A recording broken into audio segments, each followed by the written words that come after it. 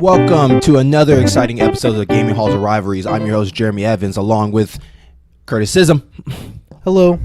And we are here to talk about two iconic gaming characters that rival each other in the gaming industry, and not so much who would be better in a battle. It is more of what they have done and how they influenced the industry. So we are, it's funny, I want to say we're back. Not so much the show, but we are back to two popular series again, and it feels like part two of this because these two series influence so much in the platforming and the RPG era that they just have so many characters that, you know, popular. They're just popular through the series. So when we did our part one, we talked about the NPC characters of Toads and Moogles, and we talked about they're the most iconic ones because they always just been around, being helpful, they're intelligent, you know, they're the people that do the things that we don't do, right? They're the job people, right? So we're back at it again. Same thing from the Mario series and Final Fantasy series, but this time we're at the part where these creatures are so popular that they even had their own game series. They're still going to this day, and basically you can't travel around without them. And that's the Yoshis and the Chobobos. So again, we're back to two iconic characters that just, you know, been around the whole time, but we never took them, you know, we never really took consideration of them because we just use them to get the places and then we move on with our lives. Right? What's neat about these characters is if they're gone, you'll notice. Right. Game mechanics, story-wise, theme, visuals. Mm-hmm. Yeah, and they also, you know, they're one of those characters that been in like every other project that involves their name, like Mario and Final Fantasy. So the first part of this episode, we're going to talk about the Yoshis. And for people that maybe didn't know, there is more than one. Just like Toads, there are more than one Toads, but there is more than one Yoshis. And then the Chocobos, which, you know, the funny part about those two characters is when you meet a Yoshi, you always mainly meet one. Yep. Through the whole series. But Chocobos, you always see them at least running in a pack. In a herd, yeah. Yeah, you never, it's really rare for me you see a Chocobo by itself. I mean, like, I guess in Final Fantasy, like, you might see a herd and they run off and then you get this one Chocobo, but you never just see it. I personally never seen just Chocobo just wander around by itself. Mm. You know, you either have to go buy them up a ranch, you know, or, you know, they're wander around the tracks. Yeah, all that fun stuff. So let's talk about the Yoshis. And before we get into details, I want to say that Yoshis they're pretty funny because, like, I remember playing Super Mario World for the first time back in like 93, 94, I want to say. I remember I was at Walmart, and Walmart was the place where I got to play a lot of games that I couldn't afford playing. Mm-hmm. I mean, that was really the best way to do it. So, you know, I went there to play Super Mario World, and I remember like this huge shocker because, you know, Yoshi's was just a new thing that I think changed gaming for the Mario series because, like, you're so used of the same platforming, you know. Yes, in Mario 3 you got some costumes and stuff like that, but Mario World was different because, like, the graphics were beautiful. You're running around, and then it was a second level, and you just hit that one, you know, question block, and boom, this green egg hatch thing comes out, and you kind of like, the hell is this thing? And so, did you ever have a weird reaction when you first saw Yoshi in a video game? No, I thought it was really cool. Up until Yoshi was introduced, you had 3 Mario games where he just goes solo. Mm-hmm. He's transversing the level by himself. Super Mario World for the Super Nintendo, that was the first time you actually had a partner. You actually used that mechanic of the Yoshi. Mm-hmm. Or you weren't going it alone. You weren't hoofing it alone. Yeah, you could, but man, Yoshi could make things really easy. Right. So what exactly, how did Yoshi get created? Well, of course, it was created by Shihei Miyamoto, and that's the guy that created, well, you know, name a Nintendo game, and he probably had some hand on it, right? Mm-hmm. But he made your iconic games like Mario, Zelda, Metroid, you know, name it, and it happens. But apparently, he actually wanted Yoshi at the very beginning of it all. He wanted him in the first Mario game, like, period. And it's crazy because, you know, I don't know if that game would have been better. I mean, it's a scary question because you'll never know how it feels unless Miyamoto decides, hey, I'm going to remake Mario the way I wanted it the first time and have Yoshi in it. That will be interesting to see. That's something maybe I'll talk about in the future of these characters. But just the fact that he really wanted Yoshi in this from the very beginning because, you know, it was inspired by a green dragon named Tamagon in this game called Devil's World. And we've seen him in Smash Brothers and whatnot, but it's basically, think of it like it's set up like a Pac-Man. And basically the concept is there's crosses around this whole maze, and you use that cross to have the ability to shoot fire, lay eggs for other dragons to come, you know, eat, all this stuff. So, and the concept of the game is you're just trying to get all these little balls like Pac-Man, but there's this creature at the top named Devil Man, and he's the one that kind of controls the map. So he'll move the screen around. He's basically trying to squish you. He's just trying to destroy you, and so he can just control the map. So you have to be very careful. Meanwhile, his little henchmen are, you know, crawling around. So that's how he got inspired by that. And also Excitebike. Excitebike got inspired too because of the fact, you know, you're riding on a bike. So basically riding on a mount, riding was just his thing that he really wanted. He wanted Mario to, you know, have a companion at the very beginning of it all. So you have a plumber riding a dinosaur, defeating a giant turtle to save a princess. So saying it straight out, it sounds like the weirdest thing right now. And it's funny because, like, if you try to... It's like you gave a 9-year-old a pack of sugar and a piece of notebook paper and pencil and come back 30 minutes later and you read what they have. Right. And it makes you wonder, like, would this idea get away with it right now? Probably not. And like, people wouldn't take it seriously. So, but it didn't work out because, you know, Nintendo it didn't have the ability. It didn't have the ability to make it happen. If you really think about it, I couldn't really, honestly, for me, I can't really honestly remember a game where you actually ride a creature. If you listen to my segments, the one thing I just pipe up on is game technology at the time.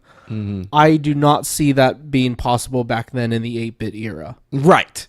There's no way you could have two cell characters like that. In Pixel. Exactly.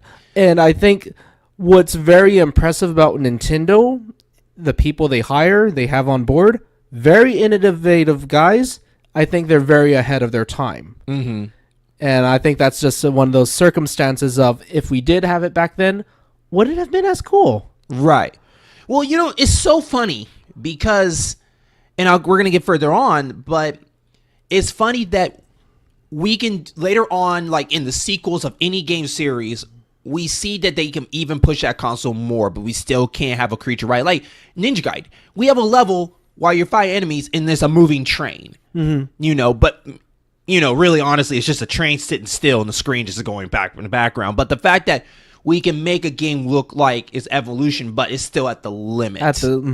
And that's crazy what we can do with that. But the fact that we still can't have, you know, you and a partner coming by, but we can throw all these creatures coming at you, but we still can't get you right on the thing. And like you said, it just wasn't possible. I don't know enough technology to really break down why that cannot happen. But I mean, but it makes sense if no one else can do it. You know, because I'm pretty sure if someone else could do it, I'm pretty sure Miyamoto would have gone to him and was like, you tell me how you made that happen. I need to know that. But since no one could do it, yeah, it makes perfect sense.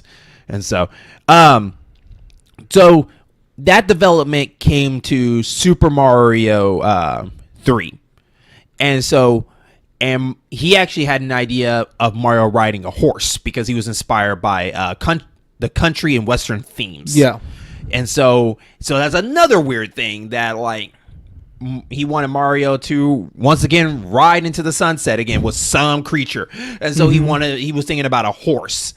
And so Mario riding a horse is a little bit and I know it's weird saying this, but it's too normal. Yeah. You know, you're already in this fantasy, whatever. I think a horse just stands too normal in that universe to me. You know, a dinosaur, I guess, makes sense in that world. But once again, it was on the Nintendo. It was limited. So his buddy Takashi Tezuka, and if anybody know who he is, this gentleman is known for making a lot of iconic games that a lot of people probably didn't know. Takashi Tezuka. Yeah. Oh, Tezuka. Okay. Sorry. But he helped out with Miyamoto with a lot of games. But further down the list, he helped with like Star Fox 64. He helped with sports games. Helped out with Pikmin, Animal Crossing. All these games. And he's actually known for later on the Yoshi series. He really helped out with a lot with the Yoshi. And I think he also did Star Traffic. Nope, he didn't do Star Traffic. I lied. It was somebody else. And so, but anyways, so once again, he wanted to do that. And that makes me think again of how would Mario be, hopping, not so much hopping, but like that makes you wonder why Mario 3 never had a Western level. Like Western world, you had a giant world, water world, ice world, desert world, piranha plant world, and then an underworld. But we never got a Western world. I wonder why he never decided not to do that. I guess because he couldn't ride the horse. I guess it was pointless to make that world. What do you think? What is your theory on that? Desert would be very similar to that, minus the pyramids. I don't know. I'm surprised they didn't do that. Would have been cool to have. I think it would have been cool too. I think it'd have been cool to have that Western. Maybe that desert world could have been half. I would have loved a sequence of like the stampede of Goombas just bum rushing Mario, just like the ground, like the camera shakes, and you know that you need to get up to higher ground, right? Because there's like these 30 Goombas just coming, right? Like a stampede, yeah, right. But sadly enough, one Goomba per mile. Yeah. But yeah, him riding a horse would be a little bit too normal. It's funny, we accept a dinosaur, but we don't accept a normal thing like a horse. Even though Mario's a human, but he's like, it doesn't make sense though. It just doesn't make sense. So finally after, he finally comes to Super Mario World, Takashi said that he would help make a design of Mario having a frog suit and a raccoon suit to make up for it. So because of this, the only reason the frog suit and the raccoon suit exists is because Miyamoto couldn't have his horse in a game. So if he had the horse in the game, none of those outfits exist. So like you have to weigh out the options here, and it's like I'm kind of glad you didn't get your horse. That almost hits back to 5 minutes ago. It's like if we had those things back in those games, would they have held up? We would have. And I like that example of like, well, cause he didn't have this, we got this. Right. Right. And it always makes you wonder, like, there's so many ideas, I guess, that happens over there. And it makes you wonder, like, to hear, like, what other ideas that just fell through the Mario series. And then maybe what later came on. Because think about it, like, there's no horse, I think, in any other Mario game, period. He got a Western outfits and stuff later on. Like, say, Mario Odyssey, he got a Western outfit. But he never got, him riding a horse ever. Now, I know Yoshi exists, and that's the replacement of it. But I always wonder, like, would he ever try to do a horse? Just for the hell of it. But we never got to see that again.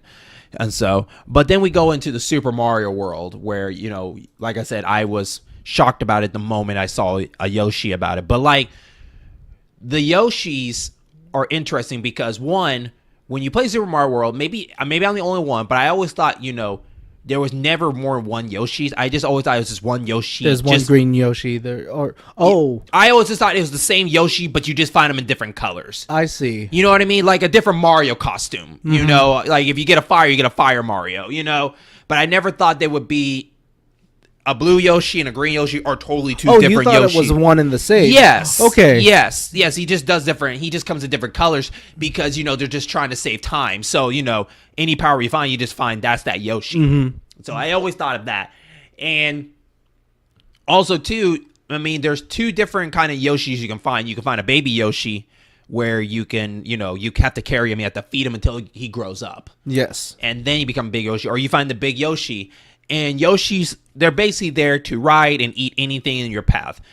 You can use his tongue that stretches out very far. Mm-hmm. And also, too, you can actually make Yoshi just walk up to a person. He'll automatically eat it. He also eats basically apples that hang in bushes. That's the interesting thing because you would think those apples in the bushes were just there to be backgrounds.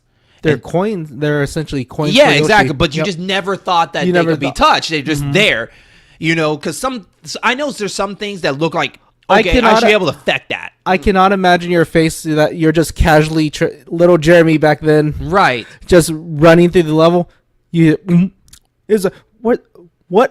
that go? Right, right. But he does lay an egg, and an egg becomes this happy face cloud that just hatches coins. Like he mentioned, they said they're eventually coins. Yeah.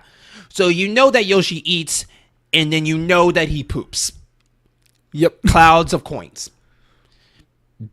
It doesn't get more Mario than that, I guess. And but another thing too is Yoshi cannot in those games. Yoshi cannot. He can eat the pain away, but he can't take the pain. Yeah. Because the moment someone touches him, he just runs. He runs off. And for some reason, all green creatures tend to walk off cliffs. So since Yoshi's green, he'll run off a cliff. Not even think about it. So basically, when he gets scared, he's either trying to find a place to hide or he commits suicide. And that's sad to say that, actually. But anyways, so other than that, that's just the green Yoshi. Green Yoshi are just the normal Yoshis. They just eat. Oh yeah, and also too, they can basically they can kind of run in the air for a minute. Yes. And their shoes they have are kind of rubbery, so they can actually bounce off of anything that's spiky. Yep, they could run across the scissor like surfaces. Yeah. So they can basically kick off anything. So like I said, they're indestructible when it comes to like you in control of it, but once like an enemy touch it, it's the scariest thing ever. So Yoshi is a scaredy cat basically. And so but another thing we noticed is that what I thought there were different color Yoshis, there actually are different color Yoshis, and they are their own species. So that's how I found out they're own I species. do get where you are coming from, because, okay, the green Yoshi, the certain parts of the world in Super Mario World, you could find yellow shells, red shells, and blue shells. Mm-hmm. If Yoshi eats one of those, holds it in his mouth, he temporarily gains the ability of the other colors. And see, going from your point, I can see it, you realizing, like, well, if he just holds it in his mouth, maybe he turns color. Right. Eventually. Right. Yeah. Right. I just fortunate to find my Yoshi doing that, and when I brought him back. So I decided one Yoshi per game. So, but there's a blue. So far we know at the beginning of Super Mario World, there was the green, yellow, red, and blue. Mm-hmm. That's it. And if you're also including green, that's 5. But blue is known for flying. Yes. Yellow is known for stomping, and red is known for breathing fire. Breathing fire. But the weird way of breathe fire is these glowing red ghosts that come out of the mouth. I want to say they shoot 3 fireballs. Yeah, one goes straight, and the other 2 go diagonal. And they remind you of when you play a level with hot lava, and you see those little creatures just jump out in there. That's where basically he shoots out, but 3 of them. And they're very rare. Like, the red Yoshis are mostly going to be more in the cave areas. Blue Yoshis, if I remember correctly, they're mostly up in the Star World. Yep. And then the yellow Yoshis are known more in the chocolate lands of Super Mario World. Yes. And that's the interesting thing why Super Mario World is like my favorite Mario game, is because, like, Mario World feels like a habitat. So, you're just seeing so many different ecosystems. Yeah. And so you're seeing different Yoshis in those different regions and whatnot. They can help you power up by eating certain things. Like, you can tell certain things that they eat, if they can't swallow it, they spit it out, right? But they do other things. Like, for instance, like, if it eats a mushroom, it's not going to become a Mega Yoshi. Yep. It doesn't work like that. Or if you eat a fire flower, he will shoot fire back out. Anything he eats his own color. He cannot eat his own color. Every Yoshi cannot eat their own color. If they eat their own color, it doesn't work. So like if a blue Yoshi has the ability to fly, but if it eats a blue turtle, it does nothing. It just spits it back out. So you notice that it doesn't eat any of their own colors. So that's an interesting fact I forgot all about. But they can swap. So for instance, like a blue Yoshi can still fly, but it also can stomp if it eats like a yellow one. Yeah. So that's an interesting fact. And so, since Yoshi became so popular, that's when Yoshi finally got his like own game. So, a lot of people don't know that I didn't know this because you can get in a giant debate with somebody, but you wouldn't know until you saw the cartridge of the game telling you this. But Yoshi gets his own game later called Yoshi Island, but you don't know in small little yellow font up above is Super Mario World 2. And you can argue, I argued with somebody back in the day, and it's like, when are they going to make a Super Mario World 2? And I was like, Super Mario World as well. So what it is, called Yoshi Island. I was like, that's not... No, that's a solo game, man. Right, that don't make any sense. Why would they call Super Mario World 2 of that? That don't make any sense. But that's what it was. And I feel like, to me, that's a cop-out. I feel like that they just did that. But there could be a reason. But Super Mario World 2, Yoshi Island, was basically a total 180. Total 180 of the game. Like it's totally you're not exploring the Mario world anymore. No, it's basically like Yoshi doing his own thing, but he's a babysitter to like Mario. Basically Mario, Mario, yeah, it's baby Mario. Now baby Luigi and baby Princess exist, but they don't exist. Like I think they come at the very end or something like that. It's like surprise, like, hey, there's more one, but we don't know where this baby Mario come from. But that is the world premiere of Baby Mario 2. Because, there's always been that theory, is there two Marios? We don't know. Or was this a past story? Did Yoshi raise Mario? We don't know. But, from there, Yoshi just plays babysitter getting through the whole game. And then you find out the new ability that he throws his own eggs. No. Oh, wow. Well, think about it. Like, where does he get the eggs from? I know that's one of his attacks in Smash Brothers. But where does he has to lay them to throw them, right? I mean, it's not like they're laying around. You're killing families, man. That's a lot of eggs. So he throws these eggs like a baseball, targeting and all this stuff. It's one of those games where like you have the egg in your hand, and then you have your cursor automatically go up and down, and you just have to aim it at the right time at those characters. But that was a tough game. That was a harder game than That was much harder, yeah. Right. And I think that's one of the reasons too. They wanted to make it a more challenging game, so that's why they did with that. But from there, Yoshi ended up having all his own games, up to 10 games. You had Yoshi's New Island, you had Yoshi's Story, and that's where you got to see all the other colors. You got to see a pink one, you got to see a purple one, all the stuff. Yoshi Touch and Go, and then Yoshi's Cookie. That's a puzzle game. Yoshi Safari. That was the game where you used the Super Scope. If anybody remembers Super Scope, look like a bazooka. You can see in Smash Brothers. And then his newest game recently coming out, Yoshi's Woolly World, where it's kind of like more like a quilted kind of. If you remember on the Wii, there was Kirby game called Kirby Epic Yarn. Yeah, and it almost has that aesthetic, right? But much more detailed on the Kirby Epic Yarn. It was an outline of Kirby. This is like a hand sewn Yoshi. So from there, like I said, Yoshi had different colors. So Yoshi's colors provided for different abilities if you were orange, pink, and purple. And these were introduced in Super Mario Sunshine that can spit fruit juice to defeating enemies and creating platforms. So it makes you wonder, like, what the heck how do these Yoshis get these freaking abilities? Make a platform? What, does he eat and just spit out a platform? I was like, that is freaking weird, And then, of course, like, they also give you super speed. Yoshis can actually, like, eat a balloon and become bigger. These Yoshis are basically indestructible, but they're just scaredy cats. Yep. That's just so weird.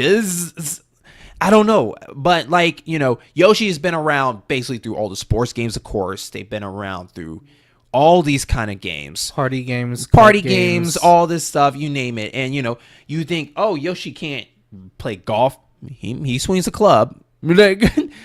I don't. It's funny. You would think he'd eat the golf ball first and then spit it out, and maybe how far he get. But whatever.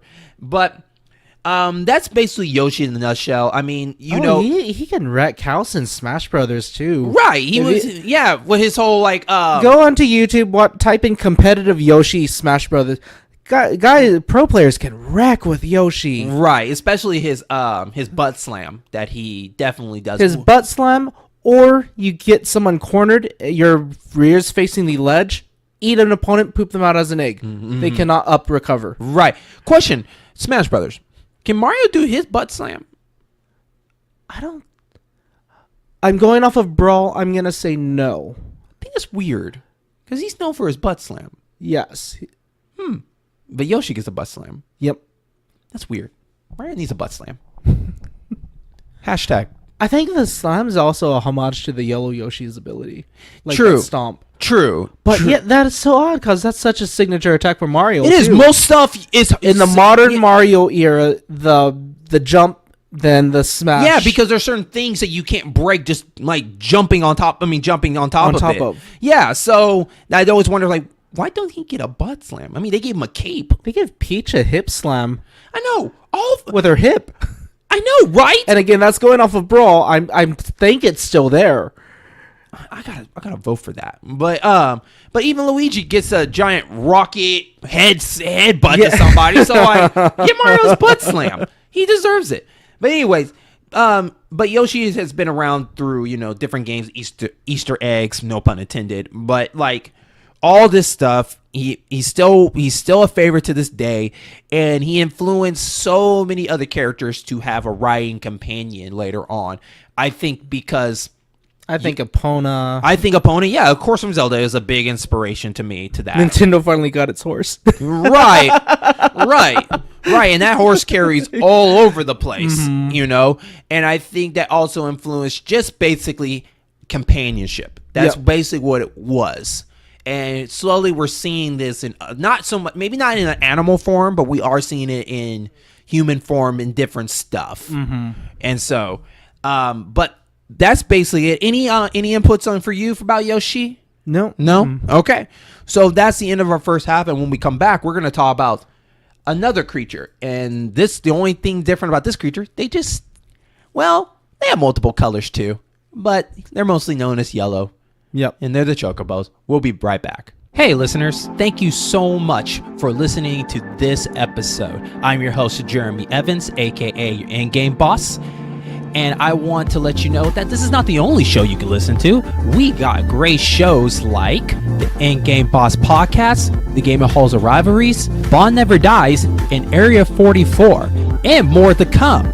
So if you enjoyed this show, make sure you follow and subscribe to the network so you're always updated with the newest episodes and update on any other news that happens in the In-Game Boss program. So, thank you so much. Enjoy the rest of the show.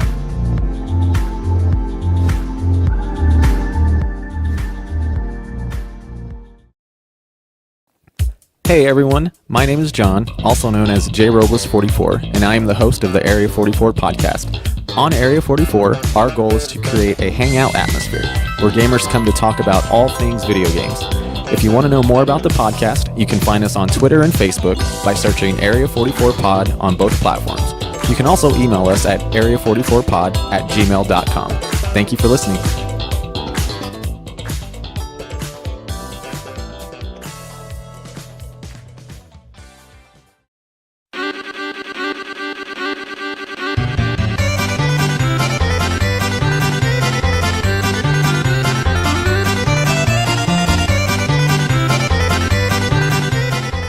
And welcome back to part 2 of Gaming Hall of Rivalries. I'm your host, Jeremy Evans with Scism, and now we are getting into the world of Final Fantasy yet again in the Chocobo world. Curtis, take us away. The Chocobos. They first appeared in 1988. Final Fantasy II was their first appearance. Since then, I think everyone knows that they've made some sort of appearance from 2 all the way up to most recently 15. Mm-hmm. They were created and designed by a man named Koichi Ishii. He was a game director for Square Enix. The appearance is very similar to, and I think it's very likely inspired by a prehistoric bird called the Gastornis. Okay. If you do a Google search, it's this ostrich-looking thing with a beak, very similar to like a chocobo. Oh, wow. That is real. Okay. If you go onto YouTube, there used to be this really funny AMV. It's no longer on YouTube, but there is a movie that came out in 2009 or 1999 called 10,000 BC. Oh, yeah. By a man. He was the director and writer was he's a man named Roland Emmerich. Roland Emmerich did Independence Day. He did London Has Fallen. He's done 2012, the old disaster movies, The Day After Tomorrow. Well, in 10,000 BC, there is a chase scene with the prehistoric men at that time and the Gastornis. Okay. And the AMV actually had the chocobo music playing as the Gastornis are chasing Really? down. It's really funny. It's no longer on YouTube. Okay. But I saw it in college and always thought that was really funny. Besides the Gastornis, I think another real life comparison to a chocobo is an ostrich. Okay. Just a kind of in real life comparison. Besides the main series, the Chocobo, as we mentioned earlier, actually had its own spin-off series. Unfortunately, I'd say about 90% of those games have remained in Japan. The ones that have been ported were Chocobo Mystery Dungeon 1 and 2, and those came out in the let's see. The first Mystery Dungeon did not come out in the United States. It only came out in 97 in Japan. Okay.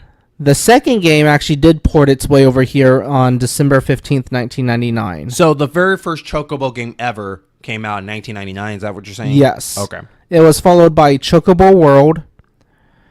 That came out in 2000 over here. And then Chocobo Racing Okay. came out in 1999. I remember Chocobo Racing. Okay. Chocobo Stallion, Dice Day Chocobo, Hataraku Chocobo. These are just examples of these stayed strictly in Japan. Okay. Chocobos in general, as a mount, they're very cool. The one thing I would like to see further done with them is in gameplay as riding them as a combatant mount. Okay. Yeah, I noticed why they haven't really like stuck with that. Like how we still haven't seen that today. Like you would see them fight with you, but not as a mount to you. Yes, they do. In Final Fantasy VII, they were actually a summon attack, and they had two attacks: Death Blow. It summons a chocobo. Moogle is riding on the back, and it crashes headfirst into the group of enemies. And it does it can do critical damage. Those Moogles can do everything. The second attack, and it's random in 7, which one would happen, is called the Fat Chocobo. This giant, huge, oversized chocobo I remember falls that one. from the sky, squashes your enemies, Okay. does massive amount of damage, and then it disappears. Combat-wise, it's like when I played Final Fantasy X, there's a scene where the rebellion or the forces are fighting Sin on the beachfront, and the Chocobo Knights start riding in. And it's like, oh man, here we are. Here's combat on a Chocobo, horseback, and it gets wiped away by Sin. And it's like, I wanted to play that. I wanted to ride head first on the Chocobo into combat. I understand. It was so misleading. The closest thing I'm ever gonna get to that right now of fighting side by side a Chocobo is Final Fantasy 15. If your Chocobo is near, let's say you get off the Chocobo and you get into a battle nearby, there is maybe a 10% chance or less the Chocobo will ride into the battle. Noctis will mount it quickly, slash around a few times, and hop off of it and do a warp strike. And then before the Chocobo leaves, it does a cheer and it ups your stats. Okay. And it gives the entire party buffs. Okay. what I would have liked in 15, and it is one of the mechanics to, unfortunately, it's to retreat. But you can hold down L2, go to the option, and hit escape. What I would have loved was an option of mount, where you mount the chocobo, you ride around it could have been automatic too, right? Like a set track. I would have been fine giving the AI control of driving the chocobo, but you start spamming magic. Okay. Or you start throwing your the noble arms from there. I would have loved that. Quick question. You said that the chocobos were inspired by an ostrich, right? Would you say, in your opinion, the chocobos are the fastest creatures in Final Fantasy? In your opinion? I mean, we don't know all the other creatures because they're all trying to kill you, so we really don't know what the fastest creature is. But just in your opinion, how fast they run. Oh, I think they can... Okay. So the Regalia can go up to 70 miles per hour, maxed out. Okay. I don't know why I timed this. Don't ask if you want to ask. I was You're a huge curious. fan. It's okay. I was curious. So I drove from Hammerhead to Golden Key. In between there is a stop. And as anyone who's played Final Fantasy 15, there is a good portion of the game where, it's a chapter. The Regalia gets taken. And you are left to hoof it on the chocobo. Okay. So to get to Golden Key, or that halfway point between Golden Key and Hammerhead, it takes about 1 minute and 30 seconds by car. In Chocobo, it takes about just over 2 minutes. Okay. So it's hauling ass. Okay. I think it is. I think it's hauling. I honestly think it's going about 40 miles per hour. Yeah, or I think so 40 far to that we've 50. known, it's probably the fastest. Yes. Yeah. Unless, you know. It is much faster than hoofing it in 15. Yeah. Okay. So that was just a curious question. Okay. But, yep, not sure why I timed it. I think I was trying to do real life math of how fast is the Regalia really traveling if that's a mile. Right. Yeah. Is it really 70 miles per hour? Oh, let's put it in this formula I made up. Okay. All right. What else you got? Other than that, besides the Chocobo series, it's so hard because a lot of those games never got ported over. What I will say about the Chocobos, the mystery dungeons is, do you remember the Pokemon mystery dungeons? Yes. Yep. There's no human characters. You're not playing as a trainer. So you're playing as the Pokemon. In those, you're playing as the Chocobo. Okay. It actually has a physical attack. It can use some magic. You're literally just playing a Final Fantasy with the Chocobo as the protagonist. What's interesting about Chocobos that I experienced is unlike a companionship close to you like in Mario, Chocobos were kind of just there to help you just get past certain things. Like, you know, Chocobos, back in the day, Chocobos were basically used, say, maybe we'll use Final Fantasy VII, for example, as just getting past the big open part of the map. You know, you never got it where you can ride it in town or you're trying to rush through a level. I mean, that happened a little bit later on. I want to say not in 10.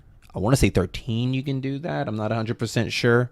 But I remember just Chocobos were not really interesting at the time because you would just use them just to get where you need to go and move on. But then you find out that they started being more enhanced. For instance, like 15, they used baby Chocobos for certain situations. There's different color Chocobos for you to grow, but you mainly use them for casino-wise stuff, right? Yes. Like horse racing, all this kind of stuff. And I remember that I couldn't get it, but there was like that legendary gold Chocobo in Final Fantasy VII that you had to do. Do you know how to get that? Do you remember? You had to go to the Arctic, and the Arctic in 7, there's these tracks all across the world, and it gave you a certain type. In the Arctic, you either got an excellent Chocobo or a poor Chocobo. You needed an excellent one. You needed to race it, breed it up, and have it mate with a black Chocobo. Okay. And that's how you would get the golden Chocobo. Okay. So, similar to the Yoshis, and I'll use 7 as an example, Because I think that's the only relevant time where the color mattered. You had the yellow chocobos that could run on land, but they were very limited. They couldn't run up mountains. The green chocobos could run up mountains. Okay. The blue breed could run into the shallow areas, into the shallow water, Okay. not the deep sea. Okay. The gold chocobo, you see it, you can go there on the map. Yeah. So it was like the ultimate, like, It was the I can ultimate do anything travel- I want. And that's how you unlocked the Knights of the Round summon. Okay. And what did you get any idea what the black one does? The black one can do it's a hybrid between the blue and the green. Mm-hmm. Think of it like that. Okay. It can run in shallow water and it can run up mountains as well. And another interesting too is compared to the Yoshis, because like Yoshi doesn't make sense, but a Choco makes sense, where it can actually like jump off and like stay in the air for a couple of seconds, then land. Compared to a Yoshi that just uses his feet to hopefully like. It's like a cartoon gag, like, you know, you run off a cliff and you're trying to run back. That's like how a Yoshi feels like, but a Chocobo makes more sense because, you know, it's flapping. But is it? I don't know if all Chocobos can fly or some just can't. I don't know, but the games I play, Chocobos don't really fly. They're in the air for a little bit. It's implied that the golden one can. Okay. Since it can go. So everywhere. except for the golden one, apparently, every other Chocobo cannot really fly in the air They very kinda long. flap. Yeah. They flap, and Like in 15, you can get some serious airtime on a Chocobo. yes. You definitely need a running start, though. Yep. Yeah, you definitely need a running start. They're not just something that just jump and start flapping. What I also noticed is Chocobos, they could be a little very needy. Like when you're companion with them, like you do have to. I don't know yet if any game you have to feed them.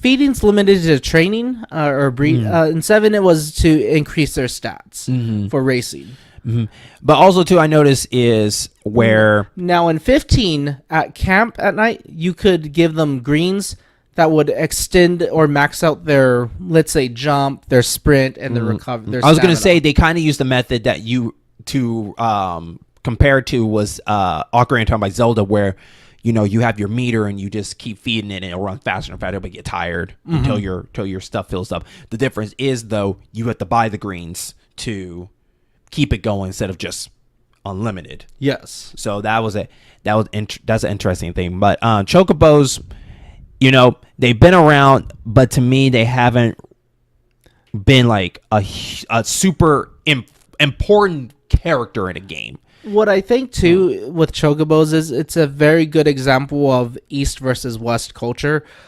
And what I mean like that, let's take a single game idea, really huge in Japan.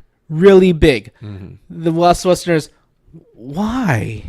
I mean, they're cool, but man, you guys really love right. So what are the features of the Yoshis and the Chocobos? Well, I think for the Chocobos, I want to do Chocobos first. I think there needs to be a Final Fantasy game where a Chocobo needs to be part of your team. Like you're a party member? A party member. Like Yep. It should be a companion where it can be used as you guys can form together as a mount, because we still haven't got that. That's what I want.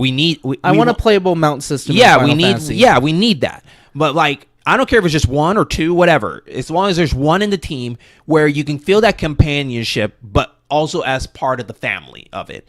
You know, and it has a name and there's something special about it. Like he could be like the rarest Chocobo ever, or something like that, because they never. That's the thing about the Yoshis and Chocobos. Like they kind of make it up as they go, so there's never that rare Chocobo. So there's like could be unlimited different Chocobos we don't even know about. And what's funny too, and when we were talking about Yoshi, is how scared Yoshi gets. Chocobos are fierce. In 7, you had to fight before you could capture one.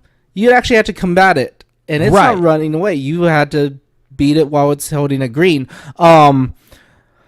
Final Fantasy 15, that thing just charges right in. You have to kind of tip your hat off to the little guy, charging in while you're fighting two red giants in the middle of the night. But I don't want it where, you know, you can replace a Chocobo with another Chocobo you find. I want like a true Chocobo. You can't switch them out. This is supposed to be your best friend. You know his name, everything. and it's just you and your party going further on. And I hope later on I we want get that. there to be like a bond. There's the opening scene to Final Fantasy Type 0. This Mount is grieving over the loss of his chocobo in this opening cutscene. And it's been shot, and it's just dying on screen. It's like, oh my god. Right. So you're just like, Right. It's like, what happened? It was so Exactly. happy. Exactly. And that's what I kind of want. I don't want like the death I of don't your want it to be death, chocobo. but Yeah. I want it to be such a bond where, oh my god, it's down. Oh, revive it now. Right. Like, I want it to be an I'm like, yeah, I want it This to be needs an to be my integral Clementine. part of your. This needs to be my Clementine, right? And I want it to be where, feeding it different stuff will give it a new power moves or more abilities. On your topic, in 2007, the Chocobo was listed by IGN as one of the most likely Square Enix characters to appear in a Smash Brothers. Let's come on, guys. It's 2018, right? And the reason why IGN compared it to like the likeness of the slime, but also it would be an excellent rival to Yoshi. Right. I'm surprised just the Chocobo in general maybe is in the new Smash Brothers, but it has not even came in as like an assistant trophy. It hasn't even existed there. Oh, that'd be cool as an assist trophy. Yeah, because we only see like Cloud in it, but we never really see any other. I think there's other Final Fantasy characters in there, but we don't get the iconic like. There's no Cactuar. There's no Toneberry. There's not those iconic creatures that can come and just mess up the game for a minute. You don't get those characters. Oh my gosh! And it could be a license issue. A Tonberry as an assist trophy, that'd be messed up. Right. You throw this little thing, this little green thing stabs your opponent, Right. and there's like 100%. Behemoth's in it. Behemoth's in it, like as like a summon or something like that. I think it's Cloud's power move or something. No, it's not Cloud power move. There is a behemoth, I believe. There is a behemoth in the game, I believe, and he comes in and he does something. But like we never got, any other iconic characters. And a Chocobo should have been something that I would think would just hatch, maybe run around, maybe charge at people down the screen or something like that. Or a Final Fantasy stage that would have Chocobos just kind of run through, like that one stage where you're on that bridge and like that enemy of Lynx just comes across the map or something like that. Like you got to get up high ground or a group of Chocobos will come. But that's what I want from the Chocobos. I want a companionship one where the Chocobos is your main roster. You name it, you take care of it. It's your best friend. You feed it to get power moves, all of that. What about you, Curtis? What do you want to see from a Chocobo? If you don't make it a playable character, definitely more of an assist maneuver. Okay. Have a story, like have a Final Fantasy about this squad of Chocobo Knights. Okay. And they have their partners. They can do sub attacks.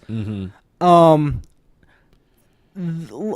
like, let's say in Final Fantasy 15 they all had Chocobos, but they had a bond with those Chocobos. Let's say Prompto could, for his Chocobo, hops on and pulls out his machine gun or pistol and just starts wailing on something. Right. Something like that. Something, even if you don't make the Chocobo a playable character or a party member, have some sort of system like that. Right. No, I agree. I think it would be different. I think it'd be very cool. Yeah, that's... Okay.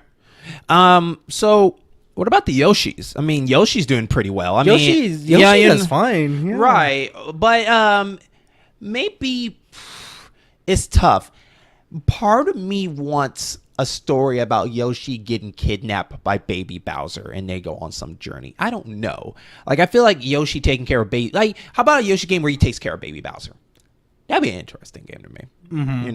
I know it's weird because Yoshi... is kind of just there, and most of his time Yoshi games are him taking care of something. Yep. That's basically what it is. Because it's like, a plain Yoshi game would just be kind of boring because he can just eat anything on the screen. That's why they give him a challenge of having a baby, so he has to have some kind of control with it.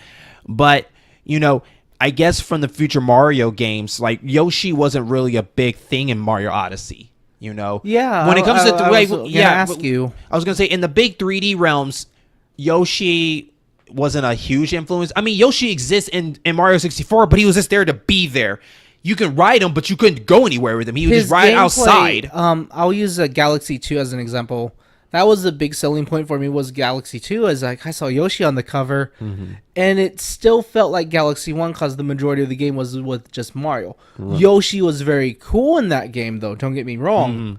He'd added higher jumps, longer jumps. You could almost use like a Deadeye mechanic from Red Dead Redemption with his tongue.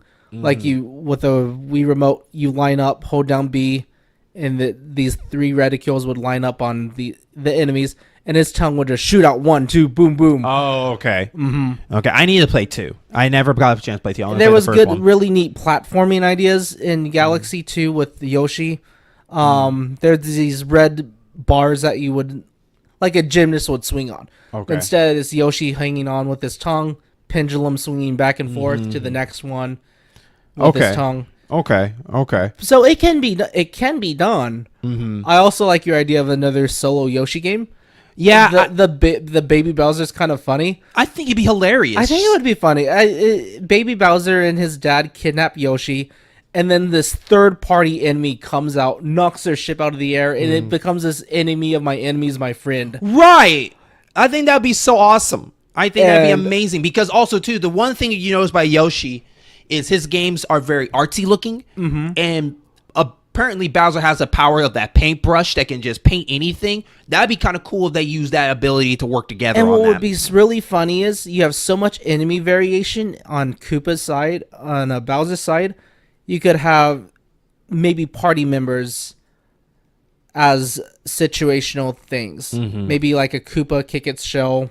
Right. And you have 3 slots on this Yoshi. He can carry 3 of the Koopa's minions. And if they ever in the future make another Mario RPG game for the consoles, I would probably do the same thing with the Chocobos. I would love to have Yoshi be a companion of some sort to that game related. Not so much the summons, but more of just like, there. And because I think Yoshi as an RPG character would have really cool abilities. Anything he eats will give him like a limited time of ability for a second or something like that, and then he has to spit it out or something like that. So that will be something really cool. But with that, we sadly got to wrap this show up, and I want to thank everybody from listening to the show. But that doesn't mean that's the end of it. I mean, if you're here right now, or this is your first time, then you got plenty of time to catch up because there are so many other rivals you could be listening to. There's a Sonic and Mario, Princess Peach, Princess Zelda. The aforementioned Moogles and Toads. Dante and Bayonetta. Nathan Drake, Lara Croft. Bowser and Dr. Robotnik. There are a lot of them. So definitely go back and listen to them. And if you have any ideas or any thoughts or reviews or anything like that, remember you can always email us at ingameoffice@gmail.com. We're also on Twitter and Facebook, where we'll be posting these pictures, and you can definitely put your input in there. What rivals do you think rival each other? We would love to hear other people's choices, who they think rival and why. And we're almost close to the very end of this series, but there's still some surprises on the way. We can't wait to share, especially the finale. We're very excited about that one. And Curtis, anything you want to add before we wrap up? No, that's it. Okay, but remember, you can always listen to these shows on Podbean, Apple Podcasts, and of course YouTube, where we would love to hear your comments. Tell us how we're doing, how we're not doing, what are we doing right, what are we doing wrong. Do you disagree with the characters that we rival against each other? Did you learn something from these rivals? I mean, people that listen to our show have came in and talked to us about their picks. Actually, some people came in and didn't know that we did a podcast show of this rivaling characters. But we just love to hear your input. And don't forget, you can always follow and subscribe. We will love your support. Give us a 5-star rating. It really helps us keep going, showing us that, what we're doing as a passion. And we're glad there's people out there listening and learning from it. And with that, we will catch you on our next episode.